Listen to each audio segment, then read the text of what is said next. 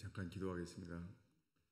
주님, 저희가 주를 찬양하며 주를 예배하러 함께 모였습니다. 저희의 찬양과 예배 가운데 주님 역사하셔서 주님의 나라가 세워지기를 기도합니다. 주님, 저희 속에 예수의 핏값으로 사신 음부의 권세가 이길 수 없는 주의 교회가 세워지게 하여 주옵소서. 주님, 하나님 말씀을 나눌 때 주님만 증거되게 하옵소서. 또한 기록된 말씀으로 인하여 주를 알게 하소서. 예수님의 이름으로 기도하였습니다.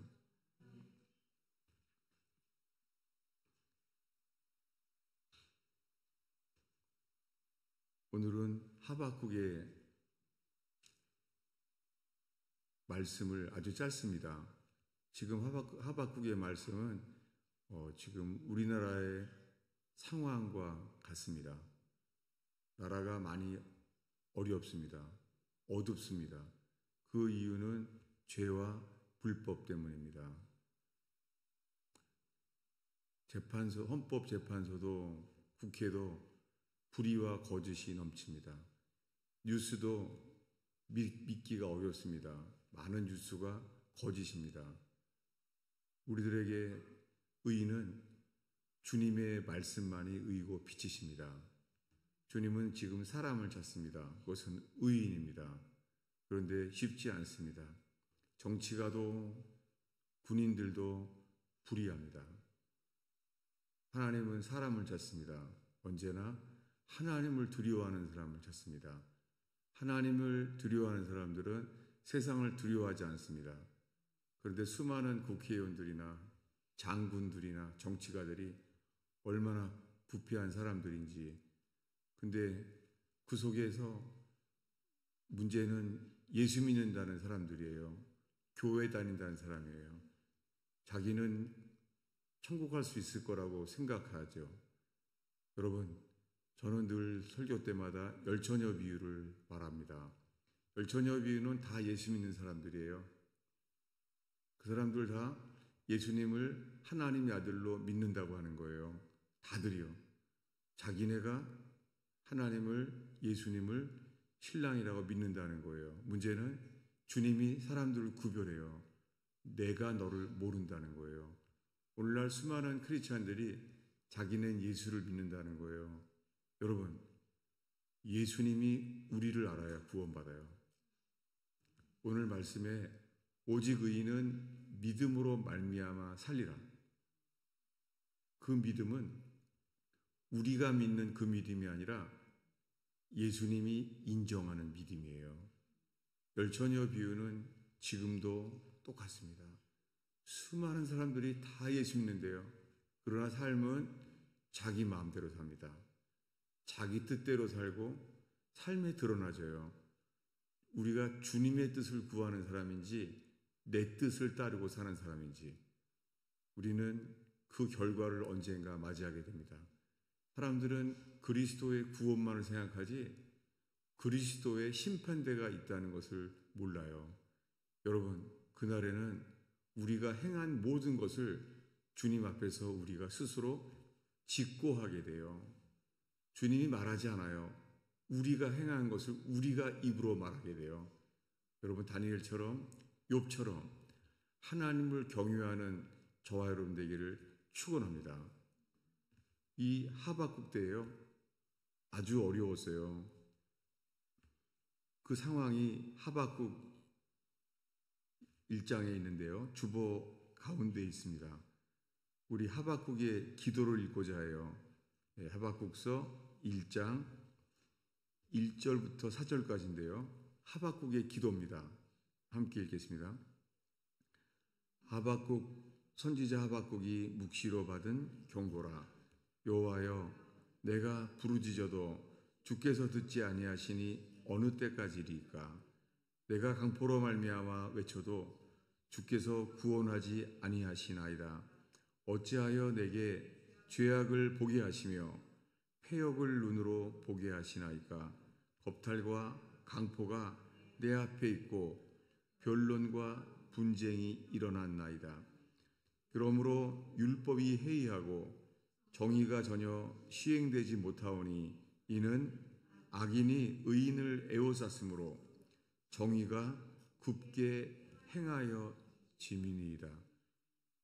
우리는 이런 상황을 국회에서도 보고 헌법재판소에서도 보고 언론 속에서도 보며 세상 모든 영역에 우리들은 불의와 죄를 보고 있습니다. 여러분, 이 상황 속에서 주님은 사람을 찾습니다. 그것은 하나님을 두려워하는 자들이 회개하는 시간입니다. 회개만이 답입니다. 하나님은 대한민국에 회개하는 사람을 통하여 주님이 새로운 일을 일으킬 것입니다. 회개만이 답입니다. 성경 전체에 구약 성경에 선지자를 통하여 전하는 것이 돌아오라는 거예요. 그리고 예수님은 이 땅에 오셔서 전하신 것이 회개의 복음입니다. 회개하라라고 말합니다. 우리들은 탕자의 비유를 압니다. 아주 유명한 말씀이죠. 탕자의 비유는 자기 마음대로 살던 그 아들이 모든 것을 잃어버렸을 때 그때서야 돌아가게 돼요. 그는 이제 줄여 죽게 되었을 때 세상의 모든 것을 잃어버린 다음에서야 아버지의 사랑을 알게 됩니다. 그전에는 아버지의 사랑을 받았는데도 몰랐나 봐요. 근데 모든 것을 잃어버린 다음에서야 아버지의 사랑을 알게 되었습니다. 그래서 그는 아버지에게로 돌아가게 되었습니다. 이것이 지난주의 설교입니다. 아버지께로 돌아가니라. 여러분, 회개는 우리가 해야 돼요. 아버지 집에 돌아가야 돼요. 놀랍게 아버지 집에 돌아간 사람은 아버지의 사랑을 알게 되었어요. 아버지는 언제 올지 모르는데요. 성경에 그 아들이 아버지를 본 게 아니에요. 아버지가 그 아들을 발견합니다. 여러분, 우리가 주님께로 돌이킬 때에만 우리가 주의 사랑을 알게 됩니다. 우리가 이론적으로는 하나님 우리를 사랑한다고 하지만 그 사랑이 우리에게 개인적으로 알게 되는 것은요, 주님께 돌아가는 자만이 알게 됩니다. 이것이 탕자의 비유입니다. 그리고 신약, 구약 전체를 다 주님이 우리에게 하신 말씀은 회개하라는 거예요. 요한계시록에 7교회의 이야기가 나오잖아요. 7교회의 이야기가 다 뭐예요? 회개하는 거예요. 7교회에 칭찬받는 것 아니면 나머지는 주님께 회개하라는 거예요. 여러분, 이 긴 인생 동안에 우리가 주님께 돌아간다면 주님이 우리를 만나주십니다. 어린애들은요, 어리다고 회개하지 않아요. 청년들은 청년이라고 회개하지 않아요. 이 세상에서 회개처럼 많은 목사님들이 말해요. 사람들이 제일 싫어하는 설교가 회개라는 거예요. 그러나 성경 전체는요, 가장 기쁜 일이 회개입니다. 여러분, 우리가 우리 자아에 속아서 우리가 회개를 제일 싫어하는 주제가 되지 않는 교회 되기를 축원합니다. 회개하면 주님은 삶을 회복시키십니다. 여러분, 우리에게 필요한 것은 회개뿐입니다. 놀랍게 부흥이 일어날 때는 어린아이들로부터도 회개합니다. 여러분, 어린아이들은 왜 회개하지 않죠? 사실은 회개는 어린아이건 어른이건 똑같아요. 회개는 주 앞에 설 때에만 알게 됩니다. 이 자가 있어야지 그 자를 비교했을 때 우리가 뭐가 틀린지를 알게 되잖아요. 그 잣대가, 그 기준이 진리의 말씀입니다. 진리가 있을 때서야 우리가 회개하게 됩니다. 구약의 선지자 이렇게 말합니다. 여호와께 돌아오라. 이렇게 말해요. 말씀을 가지고 돌아오라. 탕자는 돌아왔을 때요. 탕자는 어떻게 돌아왔죠? 그가 아버지께로 돌아갈 때는 그 아버지에 대한 말씀, 그 아버지가 어떠한 분인지를 알게 된 것을 깨닫게 되었을 때 그 말씀을 가지고 돌아왔습니다. 여러분, 나라가 어려운데 사람을 찾습니다. 그것은 뭐냐면 우리가 먼저 믿는 사람들이 회개하는 것입니다. 여러분, 우리가 이 나라의 어려움을 통하여 믿는 우리가 회개하는 저와 여러분 되기를 축원합니다. 놀랍게요. 이렇게 부패한 나라 속에서요. 이 하박국 1장 4절에 율법이 해이하고 정의가 전혀 시행되지 못하오니 이는 악인이 의인을 에워쌌으므로 정의가 굽게 행하여 지니이다. 이렇게 주님께 나아가는데요. 주님께 나아가는 사람에게는요. 주님이 우리에게 만나주시는 곳이 있습니다. 그것이 오늘 하박국 2장 1절입니다. 우리 2장 1절을 한 목소리로 읽겠습니다. 읽습니다. 내가 내 파수하는 곳에 서며 성루에 서리라. 그가 내게 무엇이라 말씀하시는지 기다리고 바라보며 나의 질문에 대하며 어떻게 대답하시는지 보리라. 여러분, 오늘 예수를 믿는 사람으로서 내가 파수하는 곳 성루에 서리라. 여러분, 우리가 파수해야 될 곳에 서게 되는 저와 여러분 되길 바랍니다. 믿는 사람으로서 그것은 오랫동안 교회였어요. 6.25 때에도 나라가 어려울 때마다 사람들은 교회로 모였습니다.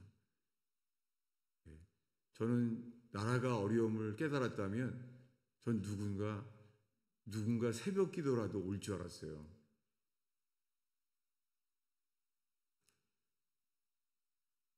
지금은 전쟁과 지진과 기근을 보고 있습니다. 세상에 큰 지진을 보고 있고 전쟁의 소문을 듣고 있습니다. 주님의 재림의 발걸음 소리가 들리는 시대에 살고 있습니다. 여러분, 지금은 하늘을 바라볼 때입니다. 예수님이 말씀하십니다. 나는 광명한 새벽별이다 라고 말합니다. 예수님은 자기 자신을 새벽별이라고 말해요. 그분은 십자가에서 3일 만에 부활하셨습니다. 근데 그 부활한 모습을 보인 것이 절망이었을 때 제자들은 다 절망 속에서 그 절망의 집안에 있을 때에 놀랍게 막달라 마리아는요, 예수님이 죽은 그곳에서 만나 주셨습니다. 주님은 그 새벽에 그 부활의 새벽을 만나 주셨습니다. 여러분, 우리의 인생에 절망과 실패를 보게 됩니까? 그렇다면 예수님을 바라보십시오. 그분은 새벽별이십니다. 저는 5년 전에 뇌출혈로 모든 것을 잃어버리게 되는데요. 오히려 탕자처럼 얻게 된 게 있어요. 그것이 저는 새벽별입니다. 이 새벽 기도에 걸어가면서요. 딱 하나의 별, 새벽별만 있어요. 태양이 뜨기 전에 새벽별이 있습니다. 마치 그 새벽별이 저에게 말하는 것 같아요. 나는 광명한 새벽별이다. 저는 평생이 밤체질이에요. 저는 어렸을 때부터 밤에 공부해요. 밤에 책 보고요. 근데 뇌출혈 이후에 건강을 잃어버렸지만 얻게 된 게 단 하나예요. 하늘의 별, 그 중에 새벽별이에요. 여러분, 지금은 주님의 재림을 외쳐야 될 때입니다. 예수 그리스도의 십자가의 복음을 전하지만 동시에요, 그분의 다시 오심을 외쳐야 됩니다. 예수님이 십자가에 죽기 전에 미리 예언하신 말씀들, 마지막 때의 징조들이 지금처럼 분명하게 나타날 때는 없습니다. 여러분, 고개를 드는 삶 되기를 축원합니다. 제가 여러분들을 새벽 기도를 나오게 해달라고 조종하는 것이 아닙니다. 정상적인 주님의 말씀입니다. 삶이 어려움이 오면 알게 돼요. 왜냐하면 제 삶에 절망이 왔을 때를 기억이 나요. 왜냐하면 피곤한데도요, 새벽에 눈이 떠져요. 제가 알게 되었습니다. 사람이 깨어있는 삶이 되면은 그렇게 됩니다. 여러분, 주님은 다윗처럼 어려울 때에 내가 새벽을 깨우리라, 놀랍게 그는 그렇게 살게 만들었습니다. 여러분, 깨어있는 삶 되기를 축원합니다. 이 세상에 사망의 잠에서 깨어나는 저와 여러분 되기를 바랍니다. 파수꾼이 뭘 기다려요? 새벽이에요. 오늘 말씀에 내가 파수하는 곳에 서며 성루에 서리라. 파수꾼들이 가장 힘들어하는 때가 새벽이에요. 가장 졸리고 가장 기다릴 때죠. 여러분, 이렇게 하박국처럼 주님을 간절히 기다리는 저와 여러분 되기를 축원합니다. 왜냐하면 간절이라는 단어 자체가요, 잠언 8장에 나를 간절히 찾는 자를 만나주리라. 히브리어로요, 간절이라는 단어가 새벽이에요. 성경 자체가 히브리어가 간절이라는 단어가 새벽이에요. 새벽에. 여러분, 주를 간절히 찾는 자면 새벽을 사랑할 수밖에 없습니다. 여러분, 우리가 세상에 깨어 있어서 하는 수많은 일들, 저는 심지어 목회를 열심히 한다고 했는데요, 주님이 말씀하시는 게요, 내게 받을 만한 게 하나도 없다는 거예요. 네 삶은 사람들이 부러워하고 좋아할 만한 삶이고 스스로 좋아하는 목회였지, 나는 너의 목회를 통해서 받을 만한 게 하나도 없었다는 거예요. 얼마나 놀랐는지 몰라요. 여러분, 주님의 눈으로 우리의 삶을 돌이켜보는 교회 되기를 축원합니다. 주님의 눈으로 볼 때만 우리의 삶의 진실을 보게 됩니다. 그럴 때 우리는 탕자처럼 아버지를 깨닫고 돌이켜지게 될 줄로 믿습니다. 지금 우리들은 우리가 지켜야 될 파수하는 곳, 성루에 서리라, 서 있는 것입니다. 이 성루에 서 있는데요, 주님이 이런 말씀을 하는 거예요. 4절입니다. 우리 한 목소리로 읽겠습니다. 보라, 그의 마음은 교만하여 그 속에 정직하지 못하나 의인은 그 믿음으로 말미암아 살리라. 그 앞에는 그들이 애워싸고 있는 악인들에 대해서 얘기해요. 그런데요, 갑자기 그 자기네를 애워싸고 있는 악인이 보이는 게 아니라요, 주님이 우리에게 하시는 말씀을 하박국이 보게 돼요. 의인은 그의 믿음으로 말미암아 살리라. 여러분, 이 놀라운 말씀이요, 이 하박국서라는 이 짧은 성경책, 이 짧은 성경책이에요, 하나님께서 온 땅의 사람들을 구원하라고 하는 말씀이 여기에 기록되어 있습니다. 우리가 다 알잖아요. 오직 의인은 믿음으로 말미암아 살리라. 마틴 루터는 모범적인 신부였는데요, 고해성사에도 모범적인 신부였어요. 그래서 신학교의 교수가 되었죠. 근데 그는 죄를 너무너무 괴로워했어요. 마틴 루터는 자기가 죄사함을 아무리 고백을 해도 죄사함을 확신을 갖지 못했습니다. 그런데 그에게 로마서를 읽는데 오직 의인은 믿음으로 말미암아 살리라, 이 말씀이 임한 거예요. 여러분, 우리 다 아는 말씀이잖아요. 우리가 이 말씀은 새신자반만 하면은 다 알잖아요. 오직 의인은 믿음으로 말미암아 살리라. 그러나 루터는 그 말씀이 그에게 빛으로 비춰졌어요. 루터는 법장이었습니다. 그런데 오직 의인은 믿음으로 말미암아 살리라. 그 믿음이 있잖아요. 루터에게는요.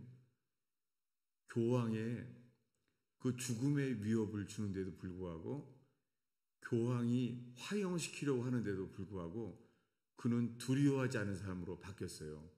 왜요? 그의 믿음 때문이었습니다. 이 믿음이 우리를 구원합니다. 많은 사람들이요, 예수 믿는데요. 근데 그 믿음은 열처녀의 비유처럼요, 등불이 꺼질 수 있는 믿음이에요. 열처녀가 다 등불을 같이 켰어요. 지금 주일학교 애들도 다 교회 다니면서 등불을 켰어요. 그러나 주님은요, 등불이 꺼질 때와 여전히 켜 있는 사람들을 구별하십니다. 이것은 우리의 믿음이 아니라 주님이 인정하시는 믿음이에요.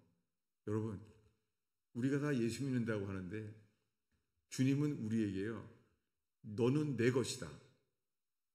주님은 자기의 것을 끝까지 사랑하시고 지켜주십니다. 이 믿음인가요? 아니면요, 우리가 주님께 문을 열어주소서 라고 주를 외치는데요, 주님이 나는 너를 모른다 라고 말합니까? 이 말씀은 산상수훈의 마지막에 나오는 거예요. 그날에 많은 사람들이요, 주여 주여, 우리가 주님의 이름으로 귀신을 쫓고 예언하며 기적을 행했다는 거예요. 여러분, 기적을 행하는 능력은요, 부흥사라고 말해요. 기적을 행하는 능력은 성령 사역자라고 말해요. 근데 예수님 말합니다. 불법을 행하는 자들아, 나를 떠나라. 아니, 그 사람들 예수의 이름으로 병 고치고 예수의 이름으로 기적을 행했다니까요. 여러분, 기적을 행하는 능력이 사람을 내적으로 변화시키지 않습니다. 이 내적인 변화, 이것은 오직 회개로부터 주님이 우리를 바꾸십니다. 우리 스스로는 바뀌지 않습니다. 우리는 우리 스스로를 바꿀 수가 없습니다. 세상에서도 말해요. 3살 버릇 80까지 간다는 거예요. 습관도 고치기가 어렵습니다. 여러분, 나이가 들면은 허리가 굽혀져서 굽혀지지도 않아요. 몸이 굽혀지지 않는데요, 마음은 더 어려워요. 가난해요. 주님은 회개하는 자를 주님은 변화시키십니다. 그것이 회복입니다. 여러분, 주님은 우리의 삶을 돌이키시기를 원해하십니다. 여러분, 주님은 능력이 있는데 왜 우리가 능력을 우리도 원하는데 주님도 원해하시죠. 근데 왜 이런 일이 안 일어나죠? 이 사이에는 우리의 모순과 우리의 위선이에요. 우리는 믿는다고 하는데 그 믿음이요, 내 기준에 내 생각의 믿음이에요. 여러분, 우리가 믿는다고 하는 이 믿음이 주님이 인정하시는 믿음인지, 주님이 기뻐하시는 믿음인지 겸손하게 정직하게 살피는 제단 되기를 축원합니다. 오직 의인은 믿음으로 말미암아 살리라. 이것을 이 하박국 때 전쟁의 위기가 있을 때에 이 하박국이 현실을 바라봤을 때는요, 성경에 이렇게 나와 있어요. 창자가 흔들린다는 거예요. 그 상태가, 나라의 상태가요, 얼마나 어려운지 자기의 창자가 흔들렸대요. 여러분, 우리나라의 상황이 많이 어렵잖아요. 그래도 주님은 사람을 찾습니다. 뭐냐면 정치적인 상황을 보는 것이 아니라 먼저 주님만을 바라보는 사람을 찾습니다. 개인적인 삶이 어렵습니까? 건강의 위기가 있습니까? 아니면 재정의 위기가 있나요? 아니면 인간관계의 파괴가 있나요? 모든 상황 속에서요, 주님은 사람을 찾아요. 그래서 뭐냐면 전심으로 주님만을 찾는 것입니다. 주님은 약속하십니다. 나를 전심으로 찾는 자를 만나주리라. 우리의 모든 문제는요, 주님이 주인 될 때에 주님은 우리의 삶을 새롭게 무엇이 중요하고 무엇이 중요하지 않은지를 주님이 알게 하세요. 여러분, 우리들 각자가요, 뭐가 더 중요한지가 서로 달라요. 우리가 다. 그래서 몰라요.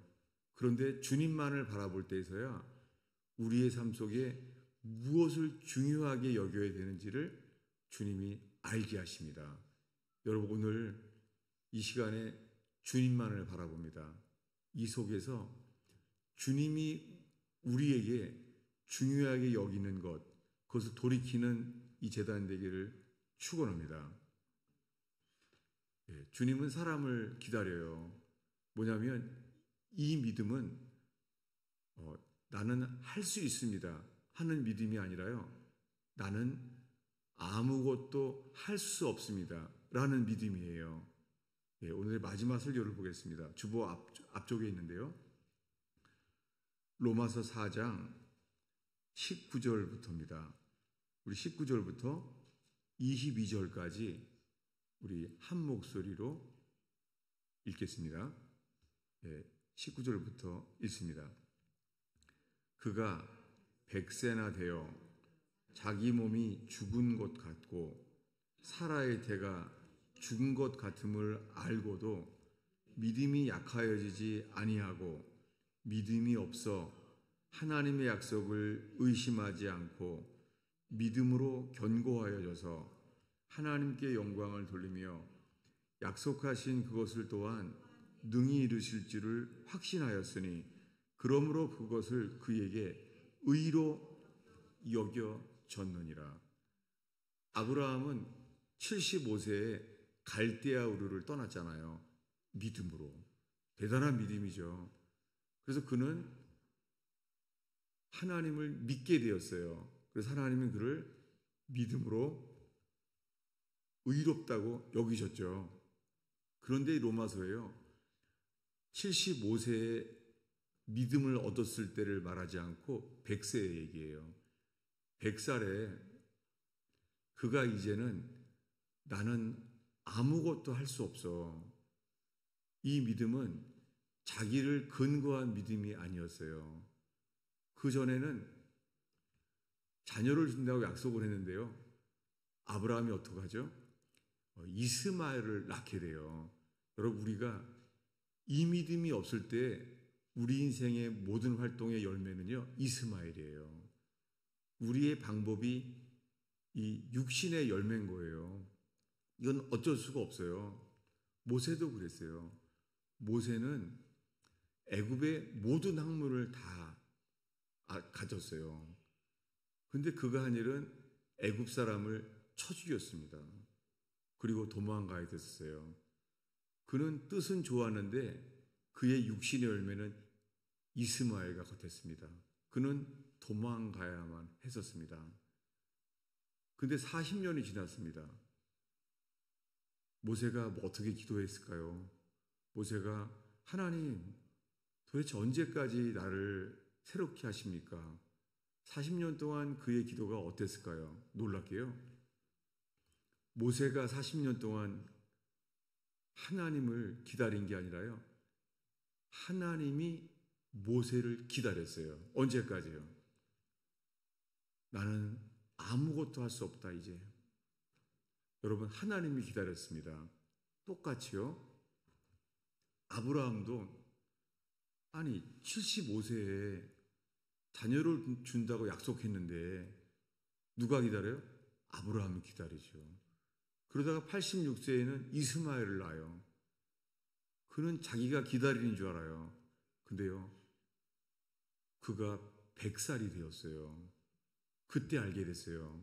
뭐냐면 주님이 그를 기다렸어요. 언제까지요? 내 스스로는 아무것도 할 수 없다고 할 때까지. 누가 누굴 기다려요? 네, 우리 육신은 아브라함이 그를 기다린 줄 알아요. 우리는 말해요. 야, 아브라함은 정말 믿음의 조상 맞아. 대단해. 어떻게 하나님을 저렇게 오래 기다릴까? 아니죠. 주님이 기다렸어요. 모세가 나는 아무것도 할 수 없어 라고 할 때까지 모세를 기다린 주님께서요. 아브라함이 100살이 되어서 나는 아무것도 할 수 없어 라고 말할 때까지 하나님이 기다렸어요. 여러분, 그래서 구원은 지난주 설교대로요. 주님이 우리를 오래 참고 기다려 주셔서 구원에 이르게 됩니다. 탕자가 알았을 거예요.